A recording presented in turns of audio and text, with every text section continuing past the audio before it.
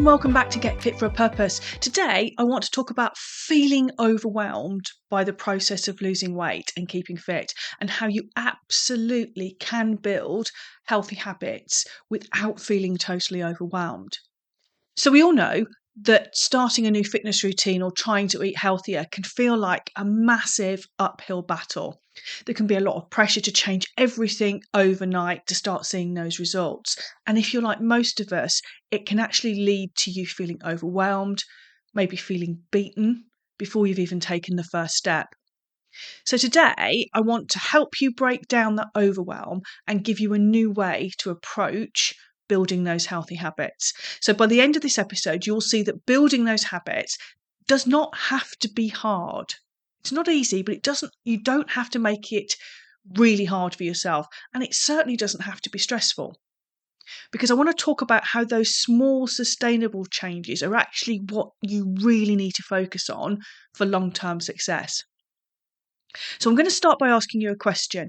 Have you ever found yourself thinking, I just don't know where to start? Maybe you've looked at your goals, whether it's losing weight, getting stronger, or just feeling better, and thought, it's going to take forever. It's so easy to feel like the whole process is just completely overwhelming, especially when we're bombarded with so much information and advice about what we should be doing. Because one week, maybe you'll hear somebody on social media talking about cutting carbs. The next week, you're told to focus on high intensity workouts. The next week, to avoid high intensity workouts at all costs. There is just so much conflicting and differing information coming at you from all directions. And instead of making it easier to start, that conflicting information, it just makes you freeze. It makes it harder for yourself because actually you're not sure what to do and which way to turn. And if you're feeling this way, I get it. Believe me, I've been there. But the good news is you don't have to change everything when you start trying to lose weight or get fit. You don't have to change everything at once. In fact, trying to do that, trying to find the one perfect plan that upends your life, that's usually what causes you to burn out and quit the diet, the fitness regime that you've started on. So the success in having a healthier life, getting yourself fitter, that doesn't actually come from dramatic overhauls. It actually comes from the small, consistent changes that you can actually stick to over time. It's those little things that you do or don't do every day that actually is what gets you the results. So, as an example, if you commit to a super strict diet or a workout plan that's really intense, you're hitting the gym 5 times a week, maybe you lose £5, 2 or 3 kilos over a couple of weeks. And you think, that's awesome, right? But then by the end of those 2 weeks, you're feeling completely exhausted, you're stressed, you're probably sore from all those workouts, and you're deprived as the foods you love and your social life have taken a hit. They don't fit in with that extreme regime. The plan was too much, too soon. So what happens? Well, you're human.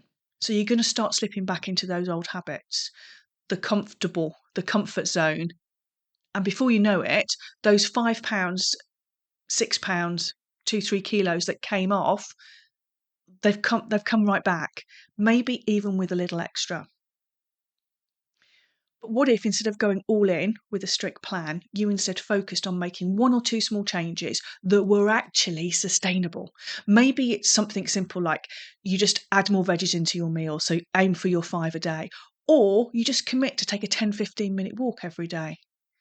Those are actually really quite small changes, and they're relatively easy to stick to. Now, if with that kind of change you lost, I don't know, maybe £1, maybe a little bit less per week, just by making those small sustainable changes, by the end of 8 weeks, you could have lost £5 or £6. But here's the difference. You're not feeling burnt out. You're not feeling frustrated. You're actually starting to build momentum because those small habits are easy to maintain. And that's the real win. You've created habits you can keep. It's taken you longer to lose the 5 or 6 pounds, but you're not going to swing back and put it straight back on again. So when you compare the two scenarios, losing £5 over a couple of weeks, then quickly gaining it back, so you're literally back where you started at the end of a couple of months, or you lose that £5 slowly and you keep it off, the second approach clearly wins. It's not flashy, but it is super effective. And that's the kind of progress that you want. Effective progress that lasts. And I really want to drive this point home because it is so important for you to appreciate that sustainability beats speed every single time. We're conditioned to want fast results. It's human nature. But when we think long term, the real success is going to come from those habits, those little things that we do or don't do over months and years, not just for a few weeks a year. It is really tempting to chase those quick fixes. And on occasion, you know what? It might be the right thing to do. If you've got a wedding you're going to in a couple of weeks' time and you need to lose a few pounds to get into a dress, maybe that's the right situation to use a quick fix. But you have to know those aren't going to lead to lasting change for you. So instead of focusing on what you can do in the next 2 weeks, ask yourself what you can do consistently for the next 6 months. What small change can you make today that you could still be doing 6 months from now, 12 months from now? Because it's not about how fast you can lose your weight or hit your goals. It's about making changes that fit into your life for the long term. That's how you break the yo-yo dieting cycle. It's about long-term change. So, let's talk about how you actually start building those small, sustainable habits. If you're feeling overwhelmed, the key is to break it all down into little manageable steps. So, to get yourself started, start small, really small, tiny. I'm talking about something so small, it almost seems too easy. Maybe it's about drinking 1 glass of water a day or taking a 10-minute walk after lunch. Those little things don't feel overwhelming. And that's the point. You want it to be easy because you want to be able to stick to it. The next thing to bear in mind is about being consistent and understanding that doesn't mean you have to be perfect.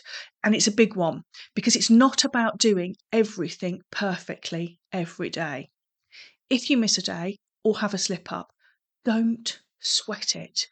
Just get back into that habit the next day. Progress comes from consistency over time. It's not about being perfect every single day of the year. It's about being consistent with that habit for the overwhelming majority of the year. The next thing is remember to acknowledge your progress. So whether that's as simple as that you've managed to go out for a walk every day for a week, or noticing that you have more energy, it's really important that you take time to notice your progress and make a note of it, because that recognition, that self-recognition of what you're achieving, that builds momentum and it helps you stay motivated because you can see the progress. Because you won't necessarily see it every day on the scales. You won't necessarily feel it around the waistband every day. We're women. Our size changes. We may bloat. We'll have monthly cycles. Things change in our body. And so you will not see a scale weight shift every single day in the right direction. So it's important to build that momentum and have external factors that you are recognizing about how much progress you're making. I like to, every day I just do a reflection about things that have gone well, things that haven't gone so well, maybe some things that I need some help with so that I know what I need to focus on or reach out for help for, and what my goals are for the next day or so.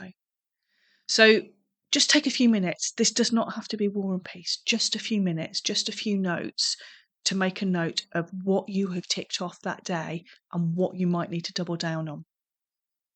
The next thing is to take it slow. Once you've mastered one small habit, then add another one in. And slowly layering those habits on top of each other, that makes it so much easier to stick to your routine without feeling like you have to change everything all at once. Do it at your own pace. Yeah, it might take you longer to hit your goal weight, but you are going to hit it and you'll have built the habits to sustain it on the way. And that's the difference. I know it can be so hard to stay patient when you want results now.